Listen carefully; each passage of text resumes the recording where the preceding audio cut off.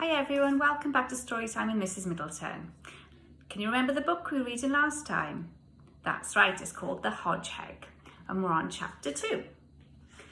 Max began his research the very next day. He slipped out of the garden at dusk, ambled along the path by the side wall of number 5A and crept under the front gate.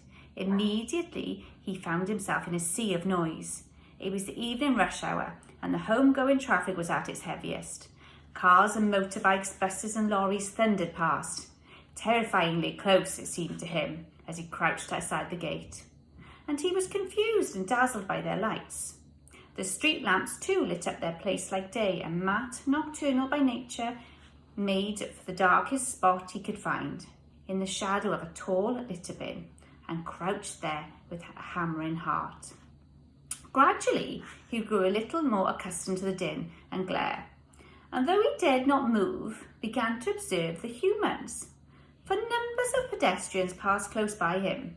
They were all walking on the narrow road on which he sat, a road raised above the level of the street itself by about the height of a hedgehog. "They're safe," said Max to himself, "because the noisy monsters aren't allowed up here." He looked across the street and could see that at the far side of it there were other humans, also walking safely on a similar raised road. He did not, however, happen to see any cross the street. "But they must cross somewhere," said Max.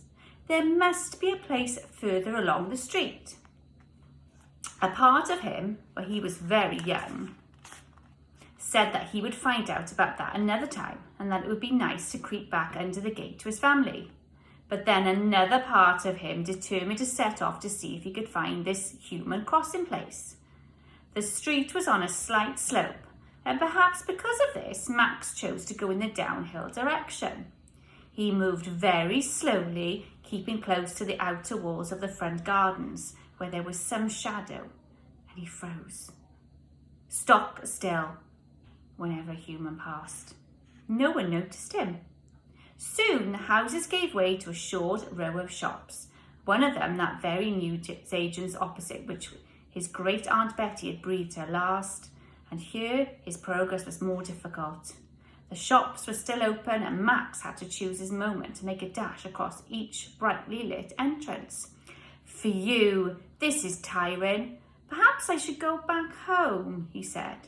But then suddenly, not far ahead, he saw what he was seeking. There were humans crossing the street. Sometimes singly, sometimes in twos and threes, sometimes in quite large groups. They stepped down from the narrow raised road and walked straight across the street, with hardly a look to the left or right. And then they stepped up again on the far side and off they went. And every time that anyone wanted to cross, all the traffic stopped and waited respectfully until the way was clear again. This then was the magic place. Here humans could cross in perfect safety. If humans can, why not hedgehogs? Reasoned Max. But how do people know the exact spot? How do the cars and lorries know when to stop? Cautiously he shuffled nearer, keeping close to the wall, until he found himself beside a tall checkered pole on top of which was glowing an orange globe. Across the street he could see was a similar pole, and between those two poles the humans walked while the traffic waited.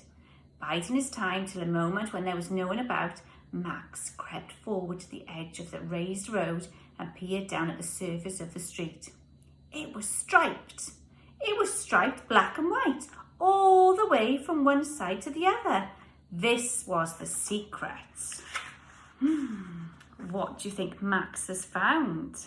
I wonder if you know what the name of it is.